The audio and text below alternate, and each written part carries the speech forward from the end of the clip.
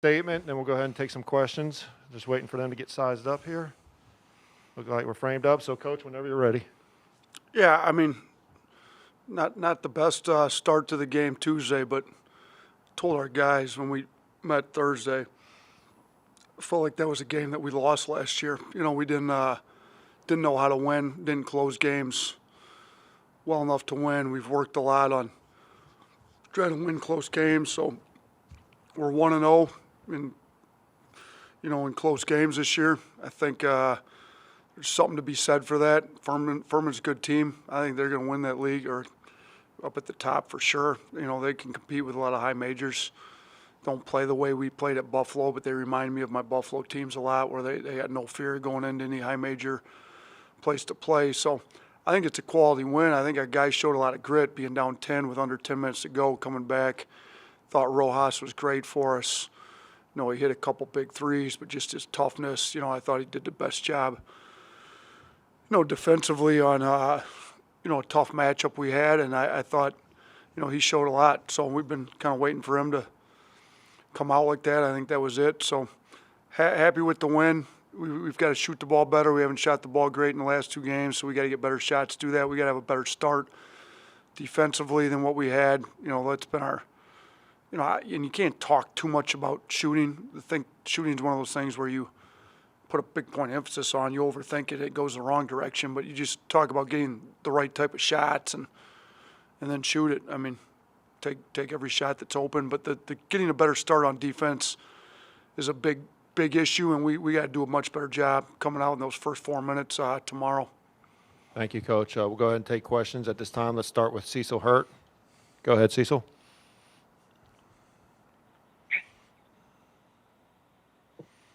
Hey, Coach. Hey, Cecil. After watching Charlie Bassey on film for a couple of days, was that enjoyable? And what do you see from him?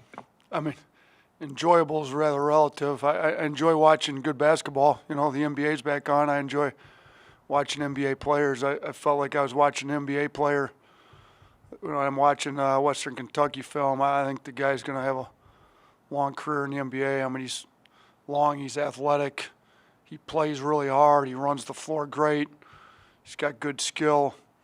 We've got our hands full. Our bigs know it. They know he's as good as any big we'll see all year. So, and obviously Coach Stansberry's done a good job getting the talent level up with their whole program. But Bassey's the most talented kid on the roster. But they've got they've got SEC level talent at Western Kentucky. So that's where our guys got to understand. Some of these athletes are a lot better athletes than a lot of what they'll see even in the SEC. So we're going to have to bring it. Our bigs are going to really have to be ready for Bassey. But yeah, it won't be enjoyable to coach against him, but yeah, he's certainly looked good on film for the last few days. Let's go to Mike Rodak. Yeah, Nate, just had a football signing day a couple days ago, and Kool-Aid. I don't know if you're able to talk about him yet, and just kind of how that process might play out in terms of him playing 2 sports at Alabama. Yeah, I mean, I've talked to him numerous times, kind of through the recruitment process. Obviously, he's going to come on football scholarship, but I think his athleticism, his toughness. He's a kid that I think could add something. Now, how much and where and what will all be determined. I think, but we've definitely told him you got a spot on the basketball team when he comes here. So part of the problem with trying to, I did it at Buffalo. We had a backup quarterback playing the basketball team, but when they were playing, they weren't always in a bowl game, and even when they were, it wasn't the national championship game going to the middle of January. So, if a kid on the football team right now were to be on the basketball team, they couldn't join us for another almost month still. So it's going to be a little bit of a, we just got to figure some of the particulars out once he gets here. But yeah, I mean, he's a really hard playing, really athletic, talented kid that wants to play basketball, and we could definitely use some toughness on the basketball team. Okay, let's go. You got a follow up there, Mike? Hang on. Go ahead. Sorry to unmute myself. Just there's no chance that he plays this season, right? No, that's not the plan. I think if he comes early this year, it'd be focused in on football for next year. So yeah, that's not the plan right now. Gotcha. All right, let's go to Charlie Potter. Yeah, Coach, you've mentioned it a couple times already now, but with Jawan Gary, just how big is his effort and energy off the bench for you guys?